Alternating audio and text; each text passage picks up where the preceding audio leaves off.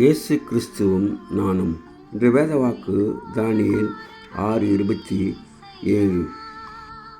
தானியேலை சிங்கங்களின் கைக்கு தப்பிவித்த அவரே தப்பிக்கிறவரும் ரட்சிக்கிறவரும் வானத்திலும் பூமியிலும் அடையாளங்களையும் அற்புதங்களும் செய்வருமான இருக்கிறார் என்று தரியூர் ராஜா எழுதினான். அன்பான சகோதரிகளே, தரியூர் ராஜா அரசாண்ட காலத்திலே தானியேல் இடத்திலே விசேஷித்த ஆவி இருக்கிறது என்று சொல்லி அவனை ராஜ்யம் முழுமைக்கும் அதிகாரியாக ஏற்படுத்த ராஜா நினைத்தான். ஆனால் அவன் எதிரிகள்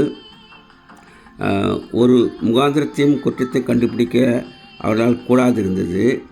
தேவனை பற்றிய வேத விஷயத்திலே குற்றப்படுத்த முகாந்திரம் கண்டுபிடித்தால் ஒழிய அவனை வேறொன்றிலும் குற்றப்படுத்த முடியாது என்று அவர்கள் கண்டு ராஜாவிடத்தில் போய் 30 நாள் உண்மையை வணங்க வேண்டும், அப்படி வணங்காதவர்களை சிங்கக்கேபியில் போட வேண்டும் என்று அவர்கள் தாக்கீது எழுதினார்கள். இந்த தாக்கீதை தானியேல் பார்த்த போதும் தினமும் 3 வேளையும் தன் தேவனுக்கு முன்பாக முழங்கால் படியிட்டு ஜெபம் பண்ணினான் என்று பார்க்கிறோம்.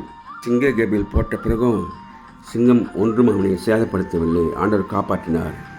இதை பார்த்த ராஜா இந்த விதமாக எழுதுகின்றார். நாமும் ஜெபிக்கின்ற மக்களாக மாறுவோம். Have a blessed day. God bless you. Take care. Be safe. Give heart to God and to man. Please subscribe, like and share it. Thanks for watching.